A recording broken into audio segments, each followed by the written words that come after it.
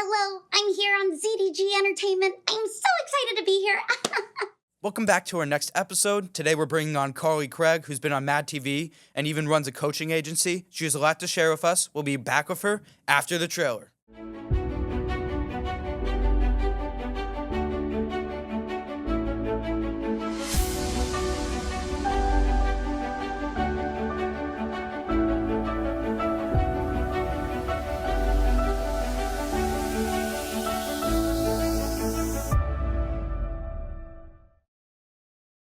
Welcome back, everyone. We're now with Carlie Craig. Carlie, how you doing on this cold day? I'm actually staying super warm and toasty in the studio. It's very, very nice. Yeah, it is. I like the cold because, I like to shovel and build stuff in the snow. We have a lot to get into, so let's get right into it. So, everyone develops an interest for their career at different times in their life. Mm-hmm. When did you first develop an interest for acting? Okay, so I would say when I was probably 7, when I first started getting into acting lessons, that's when I started taking it really seriously. I kind of had this zany personality, which now we know as ADHD, but I didn't know I had ADHD when I was a kid. It was just that my parents' friends were like, you got to get her into acting classes. And so that's sort of how my love for performing began. I never really had considered, this is something I'm going to do professionally until probably when I was about 13 years old and I considered getting an agent. So that's when I started auditioning professionally and it kind of snowballed from there. No pun intended with the snow outside today. So you went to Florida State University for an acting program to learn how to act. How is an acting program different from a regular major? So I actually went for the theater program, which I really loved. It was a BA program. So for BFA acting, that's typically, fully acting concentrated type program. The BA program was a little more well-rounded. So we did have the acting classes, but I also got to learn a lot about tech, a lot about production and costumes and lighting and all sorts of production things. So that's why I really enjoyed the BA theater major.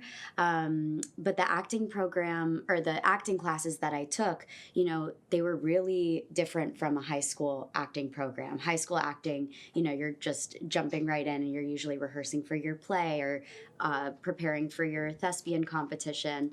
But for the acting program in college, it was a lot more kind of discovering things about yourself and what you can bring to the character. So a little bit deeper than what you would do in high school.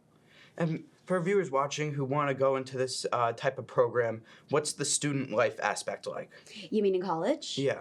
So the student life aspect, when I went to Florida State, it was a state school or it was a university. So it was the full college experience, right? We had the football games. The team wasn't really good when I went there, but I enjoyed the football games very much. I also was in Greek life. I did a sorority for a little while as well. So I would say the student life it can be a little demanding because you have rehearsals and you have classes, and sometimes you're not getting to bed or getting home until 9 o'clock because rehearsals running 9 p.m. late. Yeah. Wow. And then you got to feed yourself, and then what I loved about the college experience was because you're juggling so much. It really taught me a lot about time management, and I think that's kind of the best takeaway when you're going into school for acting is you got to juggle a whole bunch of stuff. So you started your career as an intern and were kind of like producing. Mm-hmm. What was the few years leading up to being Mad TV before you were on camera? Sure. So when I moved out to LA right after I graduated college. So I graduated, actually I'm not even going to say the year, but I graduated college and then I moved out about 10 days after graduation.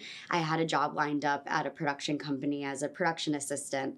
I worked on a couple reality shows, but I was, doing kind of menial tasks like organizing stock footage of birds and doing, just the stuff that people don't really really feel like doing. But in the meantime, I was submitting myself on LA Casting, which is a casting website.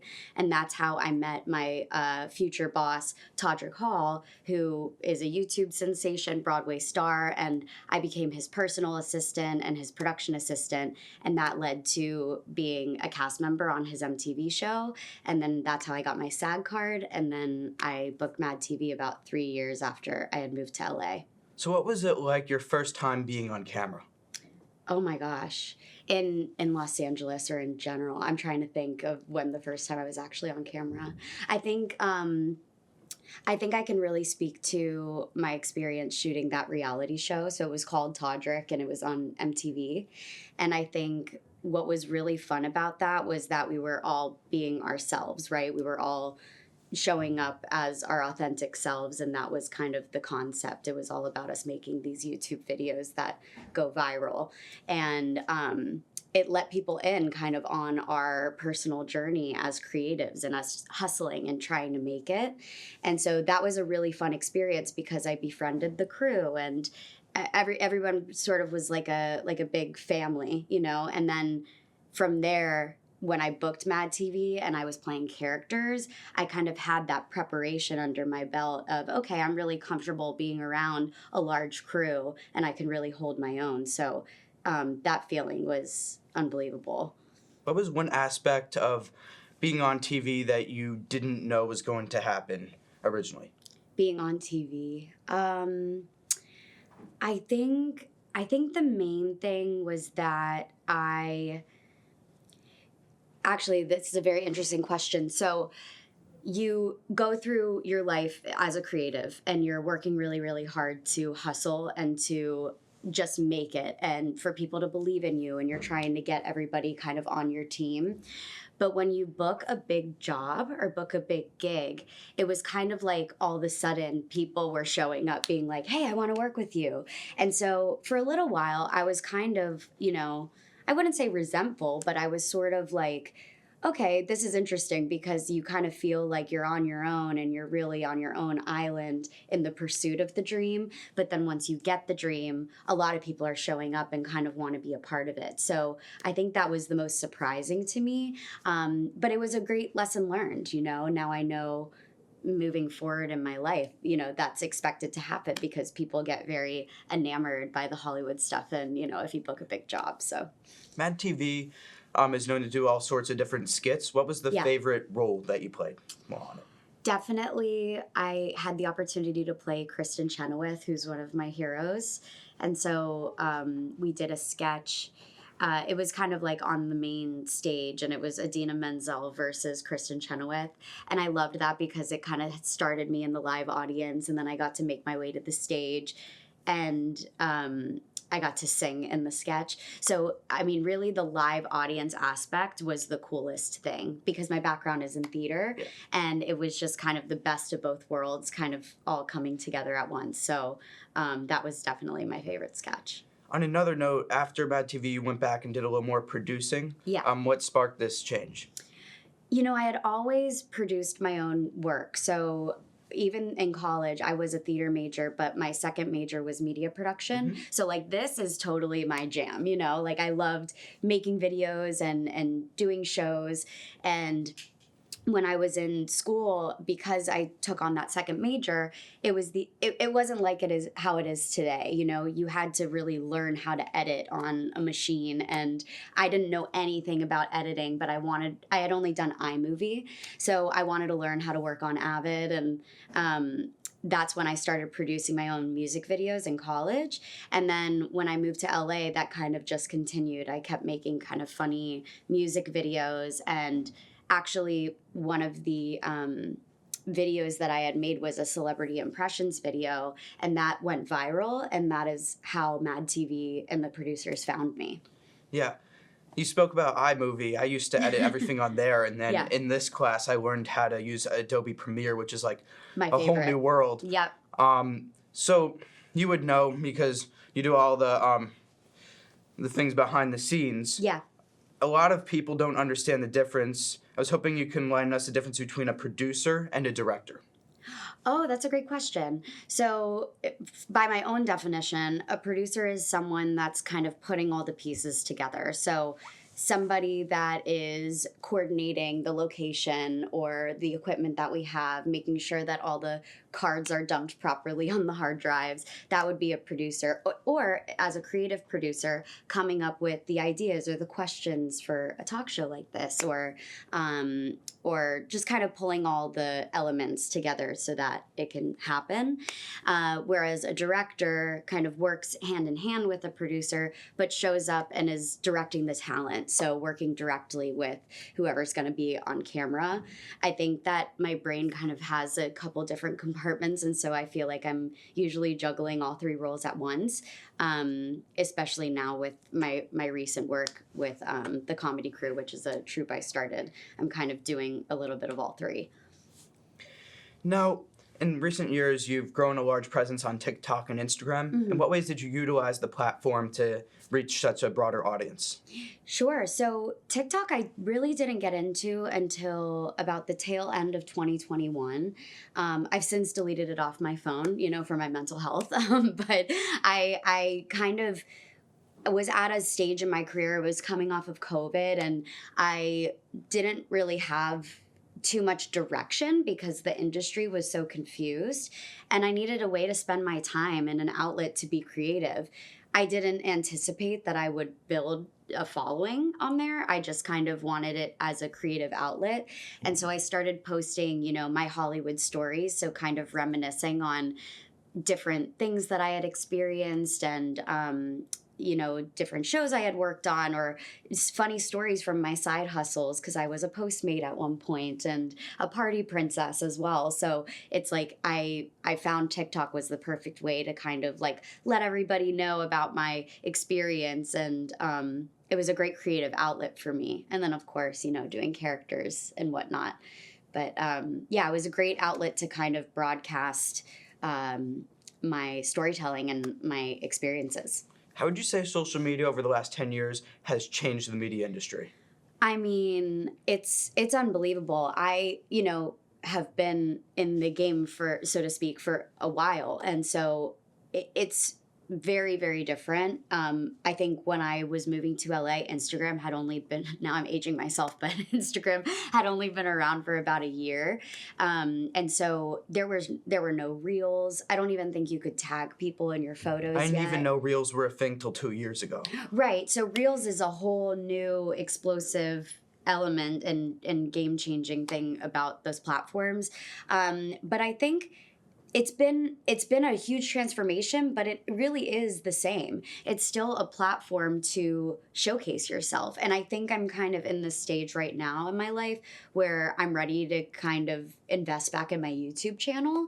That was where I got my start. And it's funny, I always thought, okay, I'll start on digital and then I'll move completely to traditional. But now in the traditional world, things are, with the writer's strikes and the producer's strike, everything is completely different. So I'm kind of finding that I might just be circling back to YouTube where I got my start anyway. So it's different, but very, very much the same. What's your advice to someone who would like to grow their presence on social media? Be consistent. I think that's the main key. I think, and I need to practice what I preach as well, because I think the algorithm, and you know this because you are very consistent with your show, the more that you post, the it's kind of like a like the lottery. One video hits and then you have a bunch of eyeballs on you that you didn't have before, and you expand your audience. So I think just being as consistent as possible just heightens your chances of something hitting. Yeah, and then you don't post for a month and your views go down 50%. That it happens like that. Yeah, exactly. Yeah. Speaking of God, you recently started a new business called Miss Carlie Studio. Can you tell us a little bit about it and your goals for the business? Thank you for asking that. Yeah, I, with my work with the Comedy Crew, like I said, I'm just really enjoying seeing the kids blossom, and a lot of these students have agents and managers and are working professionally. So I wanted to open that up nationwide. I wanted it to become I wanted to open a studio where kids all around the nation could work with me virtually, and I can kind of help share my knowledge with them as well and not limit it to just, Millburn, New Jersey. Where's the farthest person you've had sign up? Well, I've had students in Atlanta, and I have a couple students from my time in LA. So Wow. probably LA is the furthest. Now, I know you mentioned earlier how it was your dream to be on Broadway. I saw on Yes. Instagram that you were recently on Broadway. What goes into preparing for a Broadway show? So I actually wasn't on Broadway. I'm not Oh, sure. you weren't? No, I thought wish. you were. Maybe I trolled the internet and told the internet that I was on Broadway. I made a mistake. No, that's okay. So I haven't been on Broadway yet, but I just recently signed up for this musical theater class, and I'm excited to kind of flex those muscles and get my feet wet. So hopefully a Broadway show soon. Or off Broadway even. I'm just really eager to get back on stage, especially with my work with the comedy crew. I'm seeing how much they love to perform. So that's what I really want to go after as well. So you've had so many different experiences. Can you tell me what you think has been your favorite experience in acting? My favorite experience in acting. So I had the opportunity once to be on a comedy competition show called the First Impressions with Dana Carvey. And Dana Carvey is a Saturday Night Live alum. And it was just a one-day thing where I showed up, and it was a competition show where you're up against two other contestants and you perform your impressions for an audience. And Kate Flannery, who is from The Office, she was the guest. Sorry, I'll take it.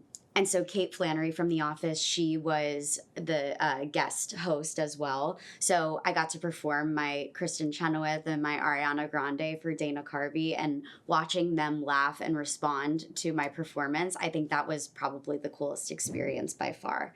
It was something I could have never even dreamt for myself. Could you do an impression for us? Oh my gosh, that's okay. Yes, it's quite early, but sure. Maybe Kristen Chenoweth. So, what's the name of your show, by the way? Z.D.G Entertainment. Hello, I'm here on Z.D.G Entertainment. I'm so excited to be here. I am adorable, am I not?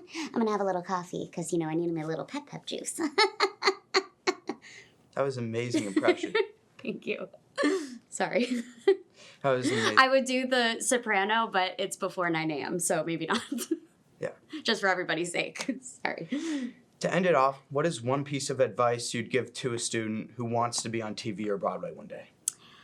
I would say work hard and be kind to I know that sounds very cliche, but be kind to everybody you work with. Because the truth is, so many people know so many people, and it's kind of inside baseball, it's very much a close-knit world between production and theater and TV. And so as long as you're nice and you work really, really hard and you're consistent, I think you'll be successful. All right. Thank you so much for coming on. It was a pleasure. Oh my gosh, thank you. Thank you so much, Zachary.